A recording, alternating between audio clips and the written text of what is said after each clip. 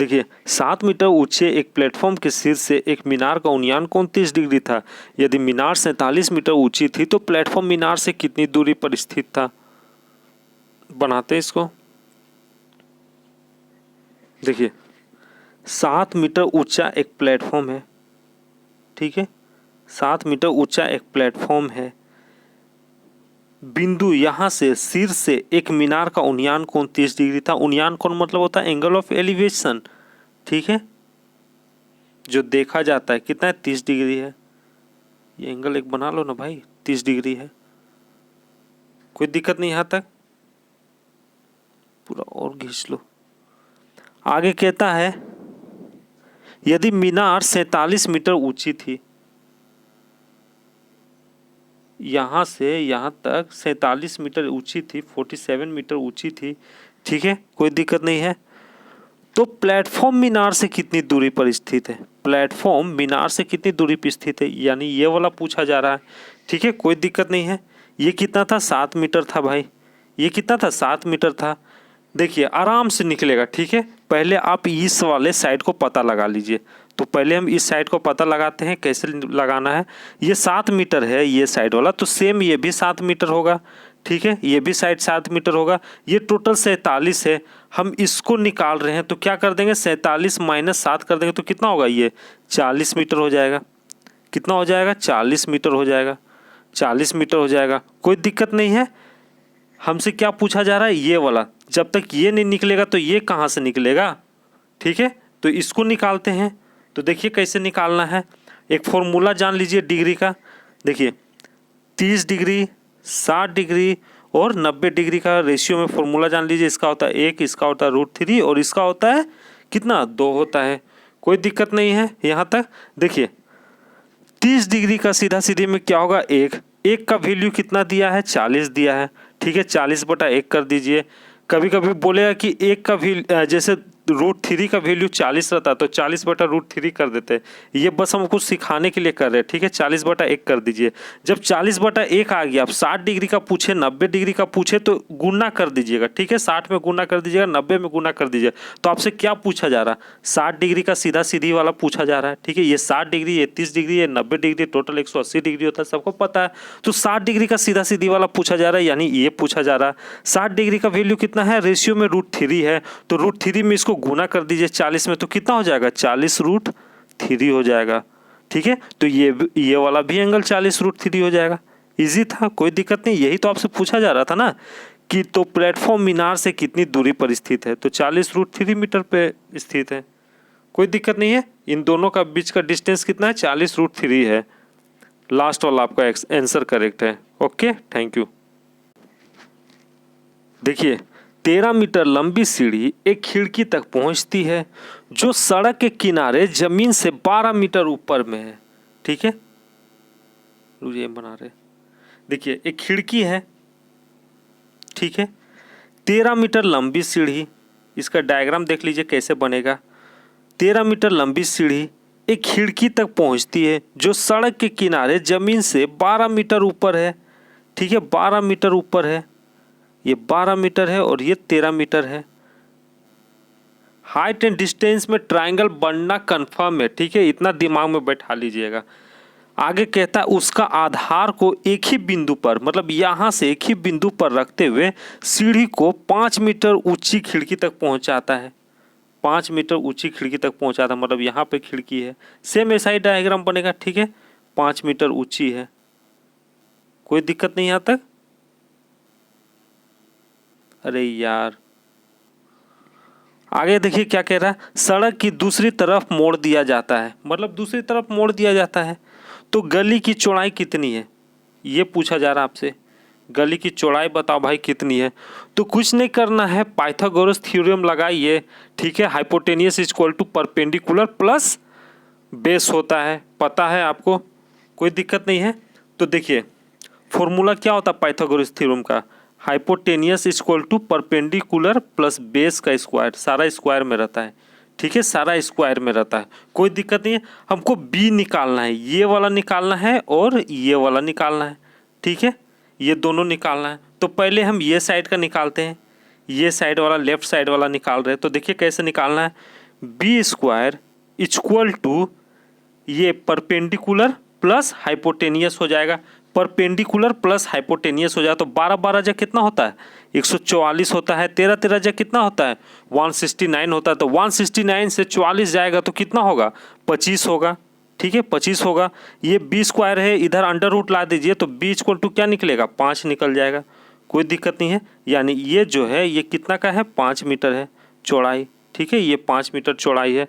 इधर आप देख लीजिए दाहिना साइड वाला सेम वैसा ही करेंगे, ये भी 13 मीटर था ना, तो देखिए सेम वैसे ही करेंगे। बी इक्वल टू क्या हो जाएगा बी स्क्वायर इक्वल टू क्या होगा hypotenuse plus perpendicular, hypotenuse plus perpendicular. ठीक है परपेंडिकुलर ये लंबा वाला को कहा जाता है। ठीक है हाइपोटेनियस ये जो सीढ़ी है उसको कहा जाता है। ठीक ना, तो माइनस कीजिए 13 13 जा कितना होता है 169 होता है और 25 25 169 से 25 जाएगा तो क्या होगा 144 हो जाता है। ठीक है अब इसमें अंडर रूट डालिएगा, बी स्क्वायर रहेगा ना तो उसको स्क्वायर को इक्वल टू को बाहर ले जाइएगा तो अंडर रूट हो जाएगा। यानी 144 किसका अंडर रूट है, किसका स्क्वायर है, किसका स्क्वायर है 12 का है, 12 का है ना, तो यानी बी इक्वल टू इधर कितना आ जाएगा 12 आ जाएगा। क्वेश्चन में क्या क्या गया था दो गली की चौड़ाई कितनी है, गली की चौड़ाई कितनी है, इधर 5 हो गया इधर 12 हो गया, 12 5 कितना होता है 17 होता है। यानी ये करेक्ट आंसर है। ठीक है क्वेश्चन पूछा जा सकता है। देखिए एक तालाब में पानी से 60 मीटर ऊंचाई पर एक बिंदु से एक पक्षी का उन्नयन कोण 30 डिग्री है। उन्नयन कोण मतलब होता है एंगल ऑफ एलिवेशन। उसी बिंदु से पानी के ऊपर प्रतिबिंब अवमान कोण 60 डिग्री है। अवमान कोण मतलब होता है एंगल ऑफ डिप्रेशन मतलब परछाई। तालाब के ऊपर मंडराते हुए पक्षी की ऊंचाई मीटर में ज्ञात कीजिए। थोड़ा छोटा कर दे रहे हैं, ठीक है इतना काफ़ी है। तो इधर आ जा भाई, मान लीजिए पानी है, ठीक है, कहता है एक तालाब में पानी से 60 मीटर ऊंचाई पे, ये 60 मीटर ऊंचाई रखिए ना, एक बिंदु से एक पक्षी का उन्नयन कोण, ठीक है एंगल ऑफ एलिवेशन जिसको बोलते हैं उन्नयन कोण,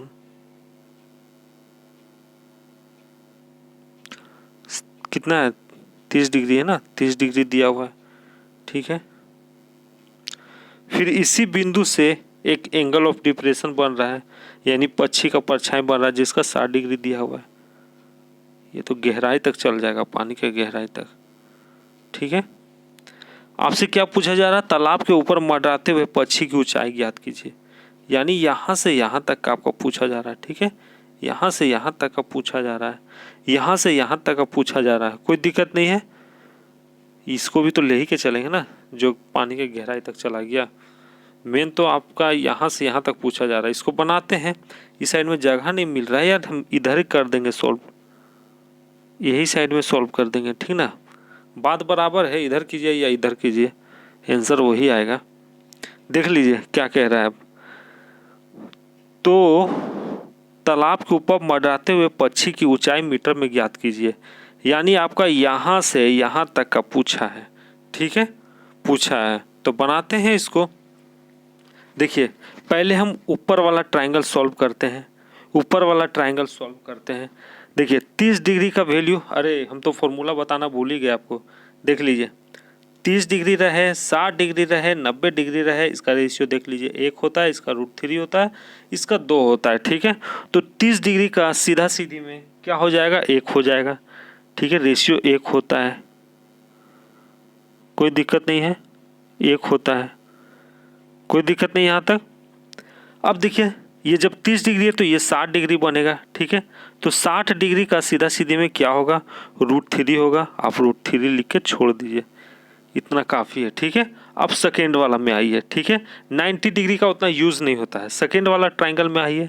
देखिए ये जो 30 डिग्री है ये नहीं सॉरी यार, जो √3 है ये 30 डिग्री का सीधा सीधी में है, कोई दिक्कत नहीं है। ठीक है 30 डिग्री का सीधा सीधी में जब ये 60 डिग्री है तो ये 30 डिग्री बनेगा। तो 30 डिग्री का क्या होता है वैल्यू, यहाँ पर देखिए 1 होता है, आप यहाँ 1 लिख के छोड़ दीजिए। ठीक है 1 लिख के छोड़ दीजिए। अब देखिए ये √3 बन रहा था और ये 1 बन रहा था, तो दोनों को बराबर करने के लिए क्या करेंगे, गुणना कर देंगे।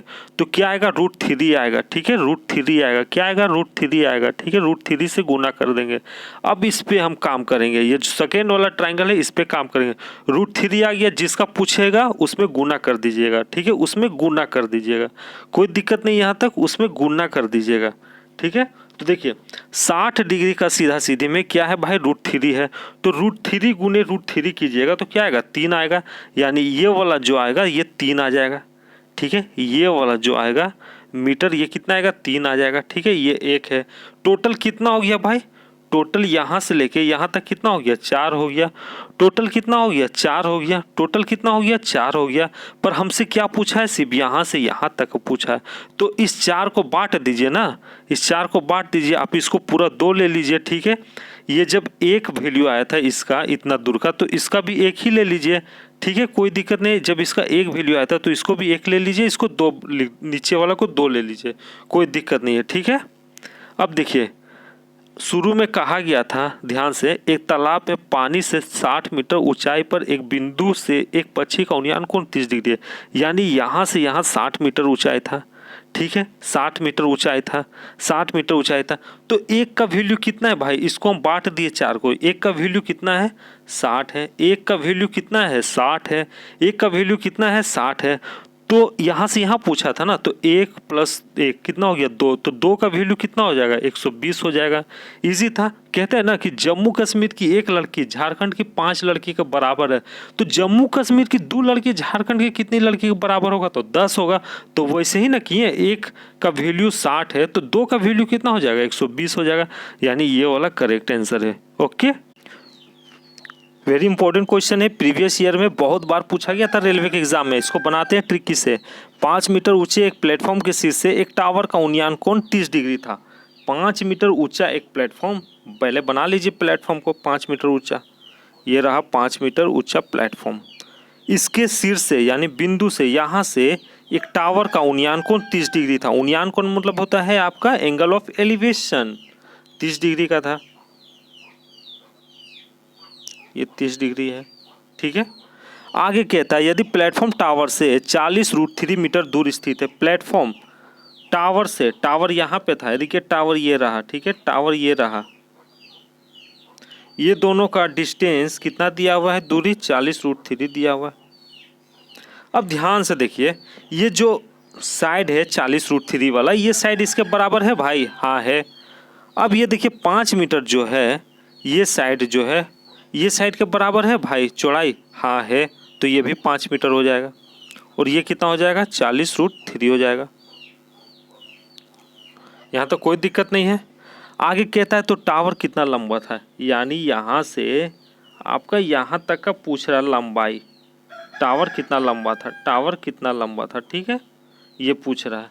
तो बनाते हैं हम, ट्रायंगल वाले पे काम करेंगे। जब ये वाला मेरा साइड निकल जाएगा तो आराम से निकल जाएगा कि टावर कितना लंबा था। तो बनाते हैं ना, एक याद रखिएगा डिग्री का फॉर्मूला, 30 डिग्री, 60 डिग्री और 90 डिग्री। लंबा नहीं जाना है, ठीक है, एग्जाम में शॉर्टकट से निकलना है। 30 डिग्री का वैल्यू क्या होता है, रेशियो में 1 होता है। 60 डिग्री का √3 होता है, ये सबको पता होगा। 90 डिग्री का 2 होता है, कोई दिक्कत नहीं यहाँ तक। अब देखिए पहले जिसका वैल्यू दे दिया हम उस पर काम करेंगे। ये 30 डिग्री है, ये 60 डिग्री है, ये 90 डिग्री। एक ट्राइंगल 180 डिग्री का होता है, सबको पता है। तो 60 डिग्री का रेशियो का वैल्यू कितना होता है, √3। √3 का वैल्यू कितना दिया है, 40 √3 दिया है, तो इसको पहले डिवाइड मार देंगे, ठीक है, पहले हम डिवाइड मार देंगे तो कितना हो जाएगा, 40 √3 बटा √3 हो जाएगा। ये √3 इधर आ जाएगा गुने में बटा √3। इसी तरह सॉल्व करते हैं ना, √3 इंटू √3 क्या होता है, 3 होता है। अब ऊपर में भी 3 है, नीचे में भी 3 है, यानी ये कट जाएगा तो क्या निकलेगा, 40 निकलेगा। यानी एक रेशियो के बराबर कितना निकला, 40 निकला, ठीक है, 40 निकला, कोई दिक्कत नहीं है, 40 निकला। 30 डिग्री का सीधा सीधे में क्या होता है रेशियो भाई, 1 होता है। तो 40 को गुना 1 में कर दीजिए, 40 को गुना 1 में कर दीजिए, तो कितना है, 40 आ जाएगा, ठीक है, बड़ा इजी है, ठीक है। तो ये जो है यहाँ से और यहाँ तक कितना निकल के आएगा, 40 निकल के आएगा, ठीक है 40 मीटर और पहले 5 मीटर था, दोनों को जोड़ दीजिए तो टोटल कितना हो जाएगा 45 मीटर, यानी ये वाला आपका करेक्ट आंसर है। ठीक है, देखिए वेरी इंपॉर्टेंट क्वेश्चन है, बहुत बार पूछा गया है रेलवे के एग्जाम में, बनाते हैं इसको। एक 150 मीटर ऊंची इमारत ए के सिर से इमारत बी के सिर से उन्नयन कोण 45 डिग्री है। उन्नयन कोण मतलब होता है एंगल ऑफ एलिवेशन। ठीक है, यह ए बी जो दिया है आपको कंफ्यूजन करने के लिए दिया है। और इमारत बी के पाद का अवनमन कोण 30 डिग्री है। अवनमन कोण मतलब होता है एंगल ऑफ डेप्रेशन। ठीक है, परछाई। इमारत बी की ऊंचाई कितनी है, तो बनाते हैं, देख लीजिए। एक 150 मीटर ऊंची इमारत है, मान लीजिए ये इमारत है 150 मीटर है, 150 मीटर, कोई दिक्कत नहीं है। ए के सिर से मतलब बिंदु यहाँ पे है, यहाँ से एक उन्नयन कोण 45 डिग्री का बनता है, बना दीजिए 45 डिग्री का, ये रहा 45 डिग्री। आगे कहता है इमारत बी के पाद का अवमनन कोण 30 डिग्री है, यानी परछाई दिया हुआ है 30 डिग्री। तो परछाई हमेशा ना इधर से बनेगा ना इधर से बनेगा, यहीं से बनेगा। ठीक है, कितना दिया हुआ है 30 डिग्री दिया हुआ है, कितना दिया है 30 डिग्री दिया है। ठीक है, 30 डिग्री दिया हुआ है, कोई दिक्कत नहीं है। आपसे पूछता है कि इमारत बी की ऊंचाई कितनी है, मतलब ये जो ये है ना, इमारत बी की ऊंचाई कितनी है। ये इमारत ए था ना, तो हाँ इमारत बी, ये इमारत ए था इमारत बी, यानी ये पूछ रहा इसकी ऊंचाई कितनी है, तो बनाते हैं ना। ये देखिए ये वाला जो साइड है 150 का है, तो ये भी साइड कितना का होगा 150 का ही होगा, यहाँ तो कोई दिक्कत नहीं है। ठीक है, अब देखिए एक हम फॉर्मूला पिछले वीडियो में बताए थे, ठीक ना, ध्यान से देख लीजिए, फिर से लिख दे रहे हैं। डिग्री का है ना 30 डिग्री, 60 डिग्री और 90 डिग्री, टोटल 180 डिग्री का होता है ट्राइंगल का, पता है सबको।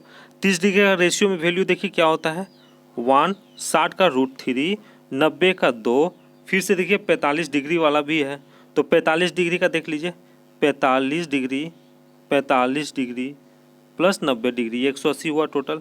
45 डिग्री का रेशियो में वैल्यू होता है 1, इसका होता है 1, इसका होता है √2, इसको आप हमेशा याद रखिएगा। ठीक है, चलिए कोई दिक्कत नहीं है इसे। देखिए हम ये वाला पे काम करते हैं, ये वाला ट्रायंगल पे काम करते हैं। ठीक है, इस पे काम कर रहे भाई अभी। देखिए √3 का कितना कितना दिया, ये एंगल 30 डिग्री दिया। 30 डिग्री का सीधा सीधी में कितना है 1 है, 30 डिग्री का सीधा सीधी में क्या है 1 है, तो आप चुपचाप 1 का वैल्यू कितना है 150 दिया है, तो 150/1 कर दो, कोई दिक्कत नहीं है। आपको अजीब लग रहा होगा पर ऐसा ही करना। ठीक है, 1 का कोई वैल्यू नहीं है, 150 रहेगा। √3 रहता तो 150/√3 कर देते, जब शुरू में स्टार्ट करते हैं तब, कोई दिक्कत नहीं है। अब आगे देखिए क्या है, यहाँ पे देखिए ये 60 डिग्री का है, 60 डिग्री का है। ठीक है, 60 डिग्री का वैल्यू क्या दिया है, रूट में 3 दिया है, √3 दिया है। 60 डिग्री का वैल्यू क्या है, इसका सीधा सीधी में देखिए यहाँ पे √3 आएगा, तो √3 में 150 को गुना कर दीजिए, तो कितना हो जाएगा 150 गुने √3 हो जाएगा, 150 गुने √3 हो जाएगा। यानी ये वाला जो साइड निकलेगा, ये वाला जो साइड निकलेगा कितना निकलेगा 150 गुने, कहाँ लिख दे, यहीं पर लिख दे, यहीं पर लिख दे रहे, 150 गुने √3 हो जाएगा। कोई दिक्कत नहीं है, कोई दिक्कत नहीं है। अब देखिए 45 डिग्री का ये कितना है, 45 डिग्री है ना भाई, ये 45 डिग्री है, ये 45 डिग्री है, तो 90 डिग्री है। 90 डिग्री का कोई काम नहीं आता है लगभग, ठीक ना। 45 डिग्री का वैल्यू कितना दिया है, 45 डिग्री का वैल्यू आपका दिया है 150 √3 दिया है। 45 डिग्री का वैल्यू 150 √3 दिया है, तो हमसे क्या पूछ रहा है कि ये वाला पूछा है, ये वाला 45 डिग्री। ठीक है, इसका सीधा सीधी ये वाला पूछा जा रहा है, तो गुना कर दीजिए ना 150 √3 × 1, इसमें कर दीजिए तो कितना हो जाएगा 150 √3, यानी ये वाला जो आएगा ये कितना आएगा 150 √3 आएगा। हमसे क्या पूछा जा रहा था कि इमारत बी की ऊंचाई कितना है, मतलब यहाँ से यहाँ तक का पूछा जा रहा था, इसका और इसका पूछा जा रहा था। तो पहले 150 था, अभी 150 √3 है, तो कितना हो जाएगा 150 √3 प्लस 150 कितना हो जाएगा आपका, हो जाएगा 150 ब्रैकेट में √3 + 1 हो जाएगा, यानी ये वाला करेक्ट आंसर है। ठीक है।